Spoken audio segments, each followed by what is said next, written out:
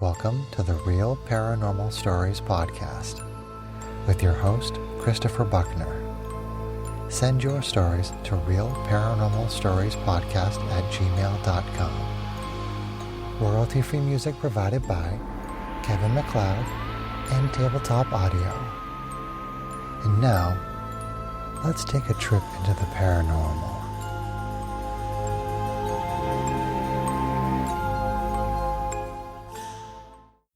This story comes from a Reddit user who wanted to remain anonymous. And this is their story. I will begin by saying I've always been skeptical of the paranormal. I was raised Christian, but somewhere along the way I decided I couldn't buy into it without real evidence. It all seemed very suspect that we were just supposed to believe because of faith. So I considered myself agnostic. I couldn't presume to know either way if God or the paranormal existed, so I didn't really think about it and went on with life. Anyway, that's the mind frame I was in at 19 years old when I went to a rave with my boyfriend at the time. I had been drinking and we had an argument that pissed me off, so I went to sit in the car by myself until he was ready to leave. I was aware of my surroundings and didn't pass out. I had never drank to the point of blacking out. I sat in the passenger seat and remembered the CD I was playing. I had not been sitting there long when my passenger door opened and someone crouched down and put their hand on my leg. What struck me is that I did not feel threatened at all. This person didn't knock first, just opened the door and bent down to touch me, like they knew me and knew I wouldn't be afraid. When I looked at the person, I got the impression they were a female, but then I wasn't sure. Maybe they were a feminine male? It was unclear.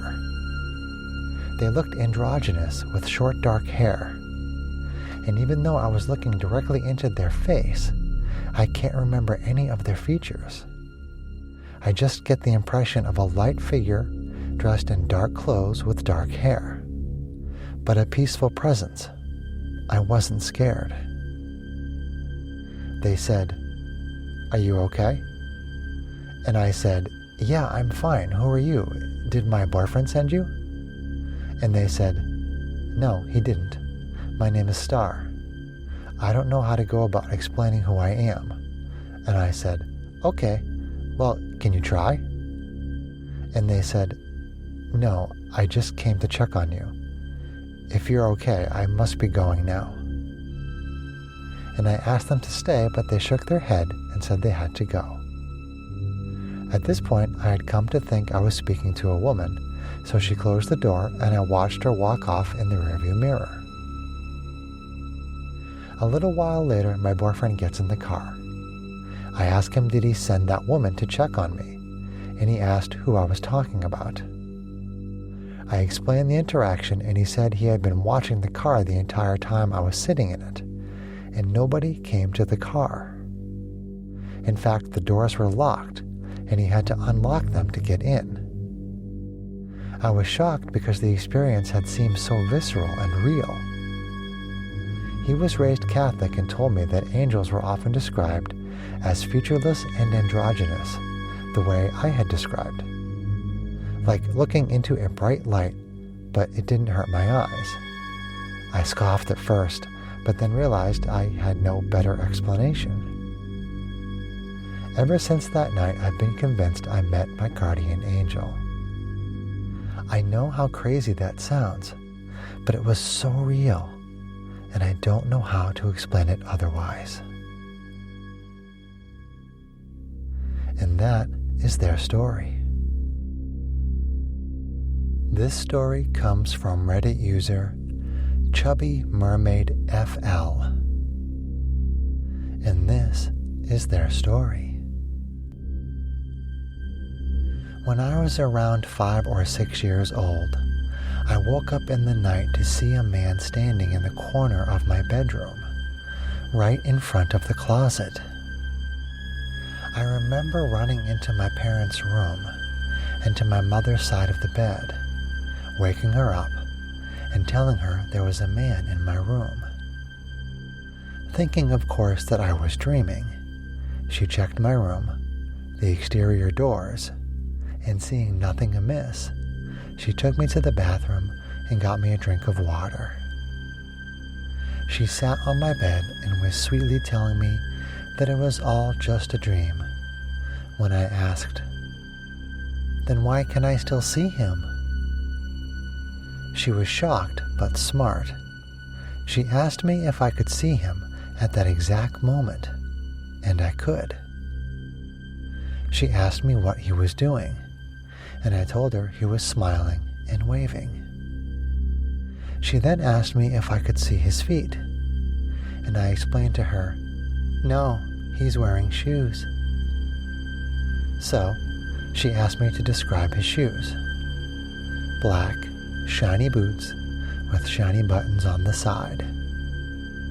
She asked me about his clothing, and what I saw was a dark 3-piece suit and tie, and he had a pocket watch. This part is very important. I went on to describe his face and hair. So my mother says, "Oh, that's my grandfather." And for some reason I was convinced she was wrong. But he smiled and nodded his head, yes.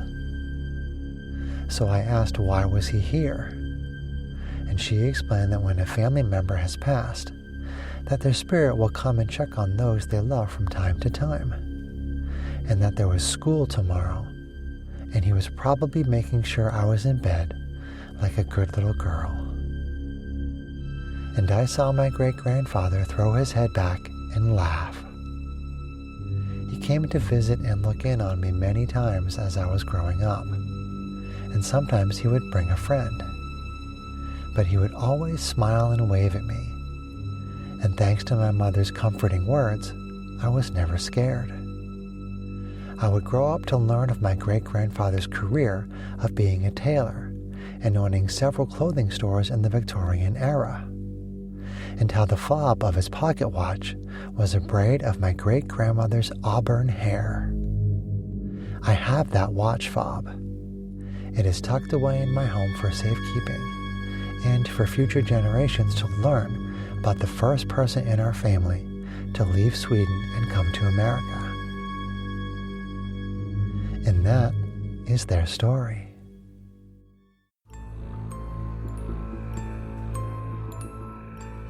That's all for this episode of the Real Paranormal Stories podcast. If you liked what you heard, please leave us a review anywhere this podcast can be found.